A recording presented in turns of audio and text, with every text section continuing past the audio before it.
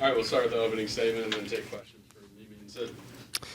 Yeah, I thought that game was obviously defensive-oriented. I thought it could be.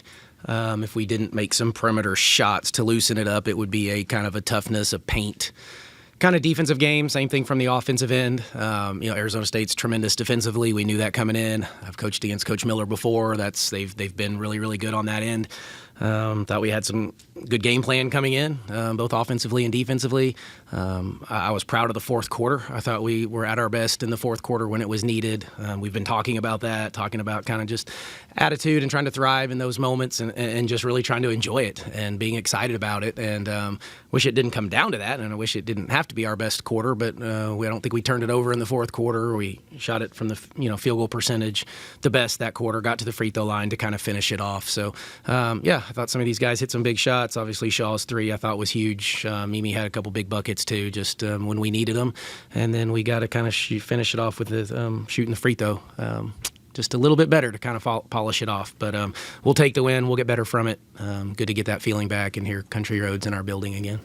Maybe there at the end of the third quarter with about 2 seconds left, you had that layup to go and you came to the sideline and it seemed like you started motivating everyone who was on the floor and everyone on the bench. What was kind of the message to get that fourth quarter going to get off to a hot start?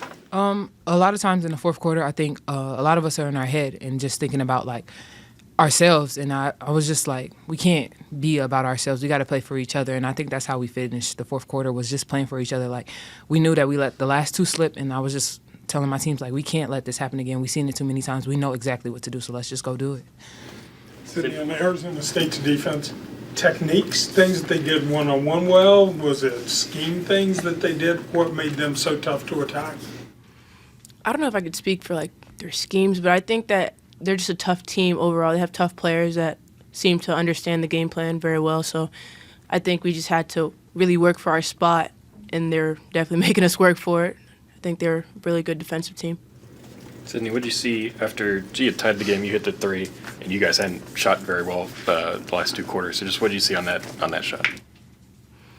What did I see? My man gambled, so I was like, I'm wide open. I didn't really think too much about it, which is why I think I made it. I wasn't thinking that this is the lead. I'm just like, I'm open, so shoot it. Is that kind of the confidence you guys play with like all the time? I mean, yeah, it wasn't a great shooting night, but end of the stretch, you get that big three. Is that something you're not thinking about at all, what you're shooting, and just continue to chuck them up? Or is that something you're kind of thinking about in the back of your head, the shooting percentage of the night? Yeah, I think my coaches and team do a good job motivating me specifically. And really everybody else, if I'm missing or if I just miss three in a row, sometimes I do tend to get in my head. But when you hear just keep shooting, and no one cares, then you feel more loose, and I'm not uptight in the fourth quarter because of how I've shot throughout the game. I'm just more so like, okay, on to the next. Mimi, how did it feel to close this one out as well as you guys did after TCU last week? It felt great. I haven't heard Country Roads in a minute, so it was good to hear that song. It was good to be with my teammates and, just get a gritty dub. I think we got a few of them, but, as long as we get the win, I'm satisfied. Mimi, how do you guys develop a little more consistency so you can avoid some of those scoring droughts? Playing for four quarters. I think we struggled to play for four quarters and just making an adjustment. I think we made a good adjustment, but I would rather us play 10 minutes at a time and just give our all the whole game so it doesn't get that close. Thanks, Mimi. Thanks, Sid. Thank you.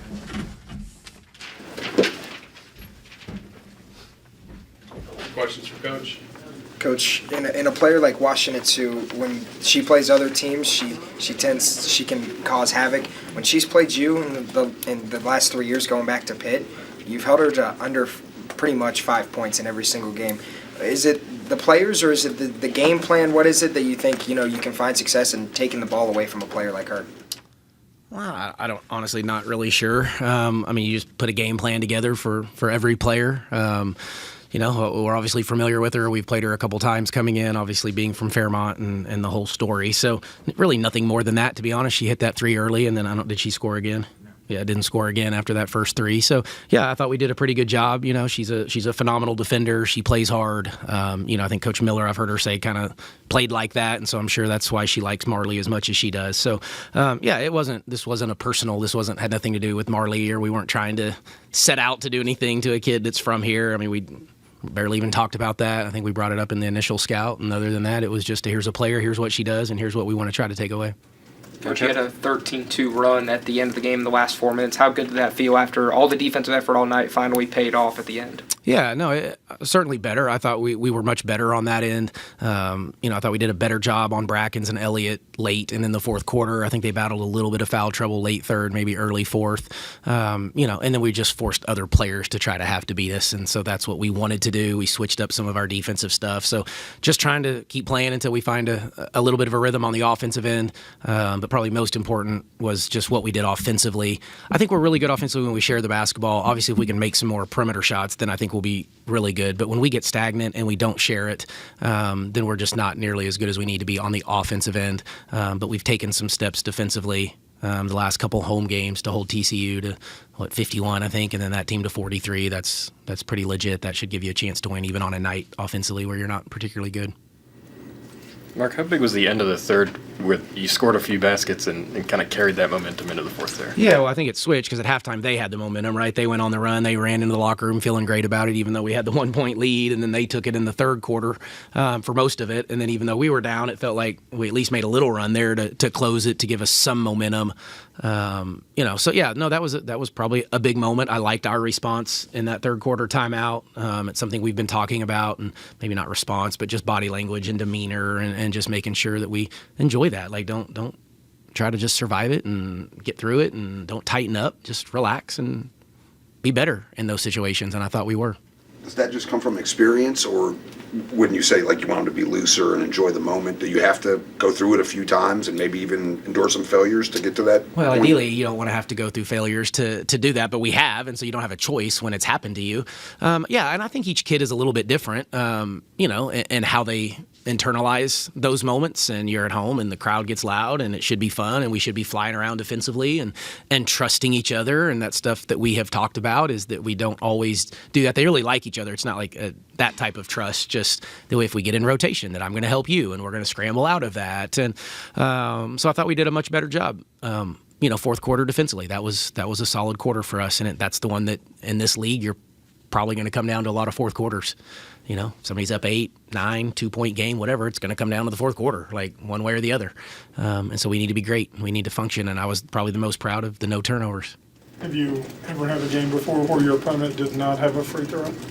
Yeah, I'm not sure. I don't know. I couldn't tell you, to be honest. The answer, probably not, but yeah, maybe it could have happened at some point in there, But they're a little bit more of a mid-range jump shooting team. They didn't really throw it into the post a whole lot after the first quarter. So it wasn't like there weren't too many, like I didn't think, shooting fouls at the rim, those types of things. We shot a lot of free throws late because for a while I think we had shot 6 maybe or something, 8, and they hadn't taken any. It really wasn't crazy lopsided until they had to foul late. Is it an adjustment trying to defend a team that does take so many mid-range jumpers compared to what you normally see? Yeah, and we see some of those. Like Cincinnati does the same thing, and it just some kids are skilled at that. Some, it's still analytic. The analytics hate it, and so it just depends. Like Brackens got going there for a while and was wearing us out. Elliott hit a bunch of them, early too. And so, yeah, at some point you're like, you're kind of trying to live with it, but then you're like, maybe we have to adjust, which we did, and change some coverages to try to prevent that. So it's one of those that, is it hard? No, not necessarily. It's just kind of trying to pick and choose what you want to. If we give up something, it may be this on this night. The next night it may be something completely different based on who we play. Mark, this is some I genuinely don't know. What does it mean when the refs issue a flop warning? Yeah, it became a thing last year, like where you would get technicals if you were, trying to embellish the call might be the best way to describe that. So you're trying to take a charge and you do it way before the contact, and so you're trying to embellish, so you get a flop warning. If you do get a second one, you would get a technical foul and shoot them. I think those were the first 2 I've seen the entire season. They haven't given us a warning all year. I think that went away. We went through it for 1 year, and it's still a call, but no one makes the call. You have to address that at all when it happens? You just, you never see it. So. Yeah, I didn't. I think our players probably know. I guess I need to check back in. But just because last year everybody talked about it because it was a little bit more of a point of emphasis, I think, early in the year to take the flopping out of the game. And then it kind of went away a little bit this year. You kind of talked about how important was getting that win against a team that was previously ranked and then start a Big 12 play, lost to. How important was that win after being the last time here you lose to a very good TCU team on a tough shot? Yeah, well, no, it feels good. I mean, they were 17-2. I mean, would they start 15-0 or no? 15-0. Yeah, they started 15-0. Doing a great job. Their culture is really good. You can tell they play hard for each other. They're well coached. So yeah, it was another one that they've just been coming at us, in a row, and it's just been when you go from Tech and then you go to Iowa State and then TCU and obviously on the road at Cincinnati, kind of your rival, and then back home against a team that's 17-2. Like, we've had a gauntlet, and it won't get any easier moving forward, but that's what this league, that's what it is right now, and you just play the next one. And so any way you can find to win it, to go 1-0 on the day is a win, and we went 1-0 today, and that's a win for us. Thanks, Coach. Okay, thanks, everybody.